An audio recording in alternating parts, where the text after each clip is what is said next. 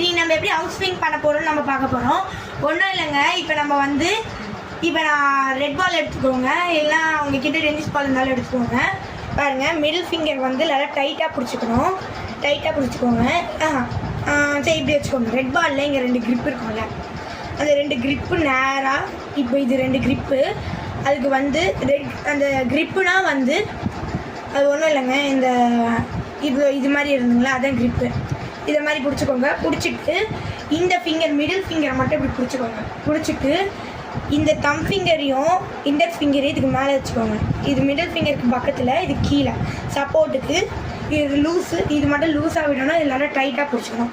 பிடிச்சிட்டு இந்த 2 கிரிப்பு பார்த்தீங்களா, இந்த கிரிப்பை வந்து இப்படி ஆக்கணும். அப்படின்னா பாலை டேர்ன் பண்ணால் இங்கே இருக்கும், இங்கே பாருங்க, இப்படி இங்கே இருக்கும். இதுதான் அவுட் ஸ்விங்கு. இப்போ நம்ம ஓடி வரோமா, ஓடி வந்துட்டு போடும் போது கரெக்டாக இங்கே பட்டு போல்ட் அவுட் ஆகும். அதுக்கப்புறம் இன்னொரு டிப்பே நான் சொன்னேன்னா, நிறைய பேருக்கு எப்படி பவுலிங் போடணும், நார்மலாகவே எப்படி பவுலிங் போடணும்னு தெரியாது. சின்ன பசங்கள்லாம் வந்து நின்று இப்படி கையை மடக்கிட்டு போடுவாங்க. ஆனால் அப்படி போடக்கூடாது. நார்மலாக வந்து நம்ம போடும் போது கையில் எவ்வளோ மேலே தூக்க முடியுமோ அவ்வளோ மேலே தூக்கணும். தவிர அப்படி இப்படிலாம் போடக்கூடாது.